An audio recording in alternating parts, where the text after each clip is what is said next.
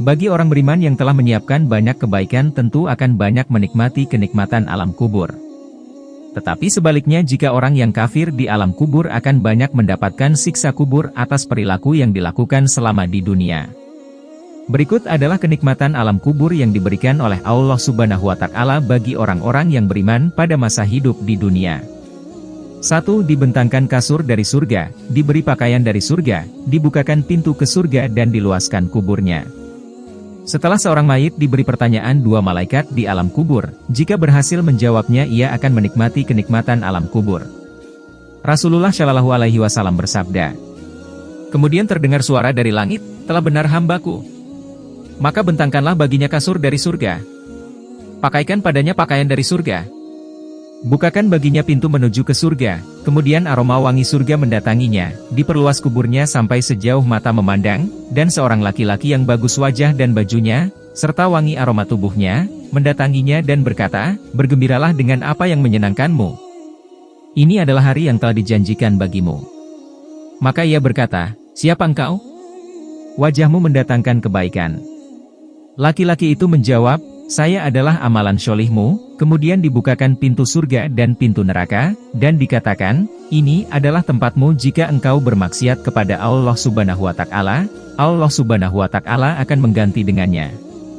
Ketika melihat segala sesuatu yang ada di surga, ia berkata, wahai Rabbku, segeralah hari kiamat, agar aku bisa kembali kepada keluargaku dan hartaku.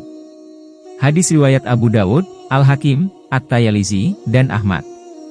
2. Dikumpulkan bersama arwah orang mukmin.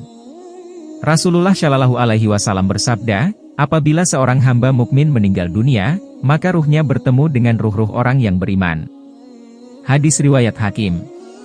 Riwayat Rasulullah Shallallahu Alaihi Wasallam dan Rasulullah Shallallahu Alaihi Wasallam bersabda, jika seorang mukmin meninggal dunia, maka rohnya terbang bergelantungan di pohon-pohon surga sampai kembali kepada jasadnya pada hari Allah Subhanahu wa Ta'ala membangkitkannya. 3. Diberi rizki oleh Allah Subhanahu wa Ta'ala. Allah Subhanahu wa Ta'ala berfirman, janganlah kamu mengira bahwa orang-orang yang gugur di jalan Allah itu mati, bahkan mereka itu hidup di sisi Tuhan mereka dengan mendapat rezeki. Quran Surah Ali Imran ayat 169.